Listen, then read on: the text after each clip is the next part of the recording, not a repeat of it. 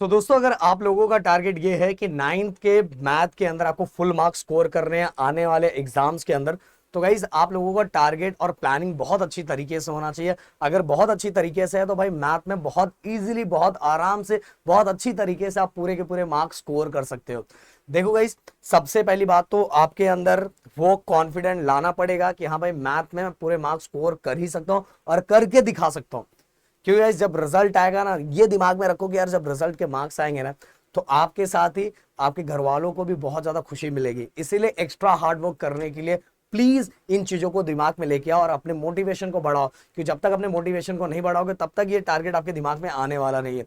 So guys, आपको कैसे करना है, देखो एट स्टैंडर्ड से आप 9th स्टैंडर्ड में आए, जैसे ही 9th स्टैंडर्ड में आया तो यहाँ बहुत सारी चीजें गाइस चेंज हो चुकी है, बहुत सारी चीजें चेंज हो चुकी है। आप देखोगे कि अलजेब्रा, ज्योमेट्री हो गया, ज्योमेट्री में भी आपको थ्योरम्स दिखाई दे रहे हैं। ओके, फिर लंबे लंबे क्वेश्चन सॉल्यूशन दिखाई दे रहे हैं, उनको सॉल्व करने के लिए उनके सॉल्यूशन बहुत बड़े बड़े हो रहे हैं। इस तरह से आप अगर जाके देखो रियल नंबर के अंदर बहुत सारे सर्ट्स आ गए जो आप लोगों के लिए बहुत जगह कंफ्यूजिंग हो जाता है अगर चीजों को समझ नहीं पाते। तो ऐसी बहुत सारी चीज बदल चुकी है। साइंस के अंदर बहुत सारे न्यूमेरिकल्स आ चुके हैं। बट गाइस, अगर आपने टारगेट और प्लानिंग बना के रखी ना, तो सब चीजें बहुत आसान है। आपके हर एग्जाम में आएगा कितना चैप्टर, अगर आप देखोगे कुल मिला के, अगर हम बात करेंगे तो अगर हाफ टर्म की मैं बात करूं तो मैथ के अंदर 3 चैप्टर, मैक्सिमम 3 चैप्टर, और मिनिमम मतलब अगर सेमेस्टर एग्जाम की बात करूं तो मैक्सिमम 3 और 4 चैप्टर।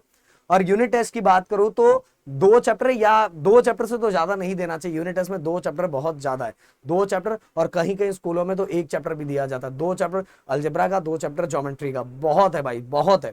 तो गाइस, इतने कम चैप्टर दिए हैं, इन चैप्टर को आप बार बार रिवाइज करके अपने टारगेट को बहुत अच्छा बना सकते हो और बहुत अच्छा स्कोर कर सकते हो। कैसे करना है, देखो ऐसा, प्रैक्टिस सेट के जितने क्वेश्चंस दिए हुए, उन सभी क्वेश्चंस की अगर आपको प्रैक्टिस नहीं करनी है तो सिंपल सी बात है कि आपको हर क्वेश्चन में सेम टू सेम क्वेश्चन जो दिखाई देंगे, तो आपको क्या करना है, टॉपिक वाइज क्वेश्चंस को करना है।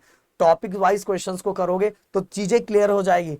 कि जैसे सिंपल सी बात है कि अगर आपको क्वेश्चन दिया हो कि रैशनलाइज करने वाला, तो रैशनलाइज किस तरह से करना रहता है, मल्टीप्लाई किस तरह से करना रहता है, एड सर्ट्स को करना है तो किस तरह से करना है, सेट बिल्डर फॉर्म किस तरह से लिखना है, एम्प्टी सेट में क्या होता है, ये कुछ बेसिक चीजें टॉपिक वाइज आपको आना चाहिए। अगर ये बेसिक चीजें टॉपिक वाइज आएगा तो क्वेश्चन कैसा भी आएगा आप आराम से लिख लोगे। अब हर प्रैक्टिस सेट के पूरे क्वेश्चन नहीं कर रहे तो भी चलेगा, पर हर टॉपिक आपको कवर करना है। ओके, हर टॉपिक कवर करना है, हर टॉपिक की हर चीज आएगी। देखो मैं तो था, मैं प्रैक्टिस सेट के हर क्वेश्चन को टॉपिक वाइज और हर क्वेश्चन को सॉल्व करता था। बट अगर आपको लगता है नहीं सर बहुत क्वेश्चन हो जाता है, तो भाई अगर क्वेश्चन स्किप कर रहे हो बट टॉपिक को स्किप मत करो अगर आपका टारगेट आउट ऑफ स्कोर करने का। इवन गाइस, सब्जेक्ट टीचर, जो भी आपके सब्जेक्ट टीचर है, जिन क्वेश्चंस की वो ज्यादा प्रैक्टिस करवाते हैं और जिन क्वेश्चंस पे उनका ज्यादा ध्यान होता है एग्जाम में, उससे रिलेटेड ही क्वेश्चंस दिखाई देगा।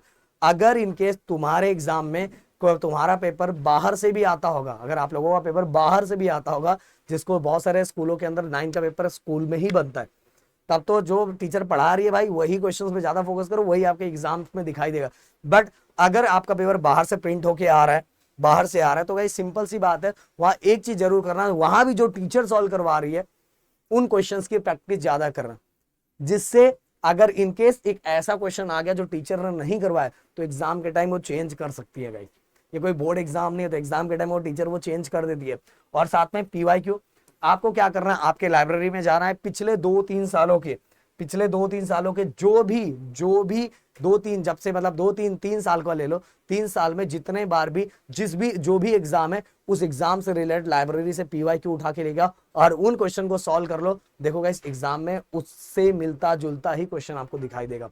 तो इन तरीकों को अगर अपनाओगे तो 9th स्टैंडर्ड में मैथ के अंदर जो भी एग्जाम आपका ये होगा, यूनिट टेस्ट होगा, सेमेस्टर होगा, फाइनल एग्जाम होगा, सेकंड यूनिट टेस्ट होगा, सब में बहुत अच्छे मार्क्स स्कोर करेगा। दूसरी बात है, डिस्क्रिप्शन में मैंने सभी प्लेलिस्ट दिया हुआ है, जिसको आप देख के बहुत अच्छी तरीके से अपने टॉपिक को बना सकते हो, अपने टॉपिक को सॉल्व कर सकते हो और अच्छे से तैयारी कर सकते हो। अगर कोई और भी डाउट है तो प्लीज कमेंट बॉक्स में लिखना। मिलते हैं नेक्स्ट वीडियो में। थैंक यू सो मच, जय हिंद एंड जय महाराष्ट्र दोस्तों।